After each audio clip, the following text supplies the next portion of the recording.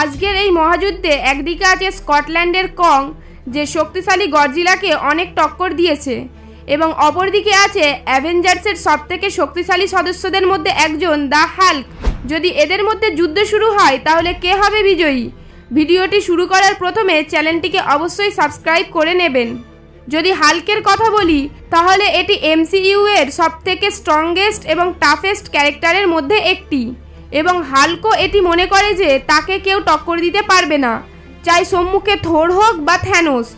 যদিও বা এ অনেক খারাপভাবে মার খেয়েছে, তাও কাউকে ভয় পায় না, কারণ এর মধ্যে এত শক্তি আছে যেটা কংক্রিটের দেওয়ালকেও ভাঙতে শুরু করে। এটি প্রায় সব রকমেরই মিলিটারি গাড়িকে ধ্বংস করে দিয়েছে। সে গাড়ি এবং ট্রেনকে এমনভাবে তুলে ফেলে দেয় যেন মনে হয় এটির কোনো মূল্য নেই। সে তো ক্যানারি দ্য উলফকেও দিনের বেলায় তারা দেখিয়ে দিয়েছিল, এবং বিশালাকার স্যাটেলের ওপর এমনভাবে লাফিয়ে পড়েছিল যেন তাকে মেরেই ফেলবে। যোদ্ধা থোরের নিজের হাতুড়ির ওপর অনেক বিশ্বাস ছিল, কিন্তু হাল্ক তার হাতুড়ির অ্যাটাককে হাত দিয়ে রুখে নিয়েছিল, এবং রেগে এক হাত দ্বারা থোরকে এমনভাবে পাঞ্চ মেরেছে যে সে 100 ফুট দূরে গিয়ে পড়ে, এবং সে তার একটি পাঞ্চ দিয়েই এমসিইউ এর বিশাল লিভিয়াথানকে আটকে দিয়েছিল। এই ঘটনাটি হাল্কের শক্তিকে বর্ণনা করে। হাল্কের শক্তির নমুনা এইখানেই শেষ নয়, এটি তার একটি পাঞ্চ দ্বারা এলডনকে মাইল দূরে ফেলেছিল, এবং হাল্ক তার অবস্থা একটি খেলনার মতো করে দিয়েছিল। মানুষ তাকে এত পছন্দ করে কারণ তার পাগলামোর জন্য, কেননা হাল্ক একবার রেগে যাওয়ার পর আর কারোর কথা শোনে না। অপরদিকে শক্তির দ্বিতীয় নাম কং। এটি বিশাল আকারের সাথে সাথে অনেক শক্তিশালী, এজন্য এটি শক্তিশালী গডজিলার সঙ্গে যুদ্ধ করতে বিন্দুমাত্র ভয় পায় না। এমনকি সে যখন স্কট আইল্যান্ডে বাচ্চা ছিল তখন এরকম অনেক ঘটনা ঘটিয়েছে, যদিও সেটা সবার দ্বারা সম্ভব নয়। চাই সেটি গাছকে উপড়ে অনেক দূরে ছুঁড়ে ফেলা হোক, কিংবা হেলিকপ্টারকে চুরমার করার জন্য হোক, বা স্ক্যাল ট্রলারের চাটনি বানানো হোক, বা একটি বিশাল অক্টোপাসকে পায়ের তলায় দাবিয়ে দেওয়া হোক, অথবা একটি বিশাল কালট্রলারের জিপকে টেনে ফেলা হোক। যাই হোক, এটি তো ছিল একটি বাচ্চা কংয়ের পাওয়ার। একটি অ্যাডাল্ট কং তো প্রথম থেকেও বেশি শক্তিশালী, কেননা এটি অরবেটকে নিজের হাত দ্বারা ঘুরিয়ে এমনভাবে ফেলে দিয়েছিল যেন এটি একটি চামচিকি।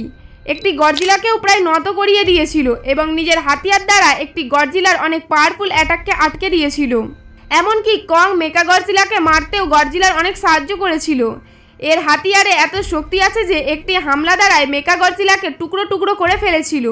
যাই হোক, এটা তো ছিল দুজনের শক্তির কথা। যদি দুজনের ডিউরাবিলিটির দিকে লক্ষ্য করা হয় তাহলে দুজনই অনেক ডিউরেবল।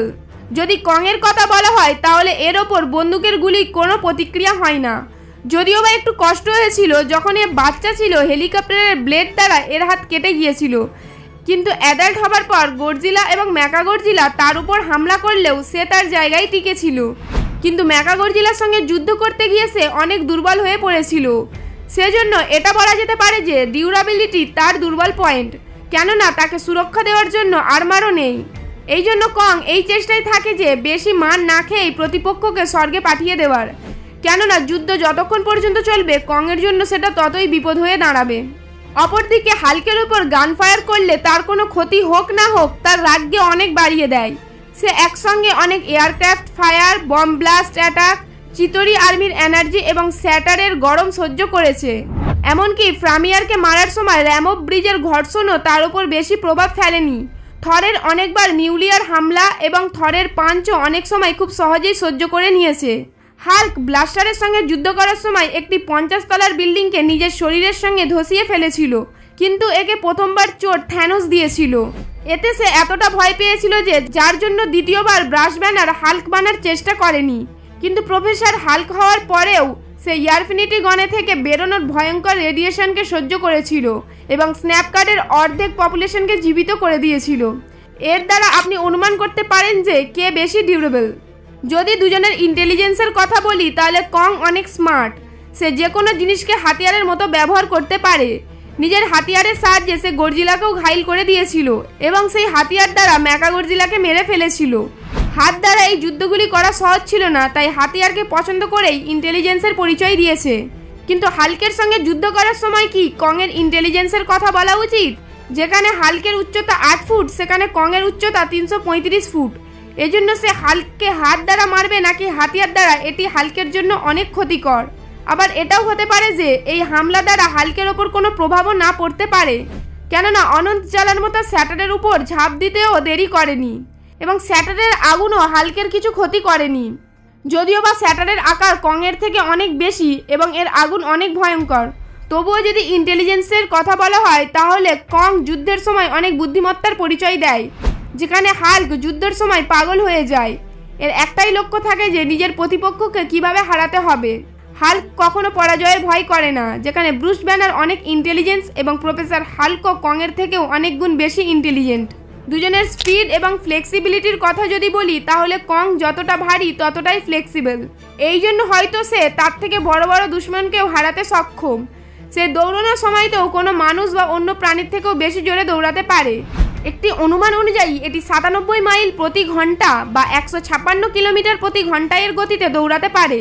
যদি কথা বলি হাল্কের, এ যত তাড়াতাড়ি রেগে যায় ততটাই শক্তিশালী ফ্লেক্সিবল হয়ে থাকে।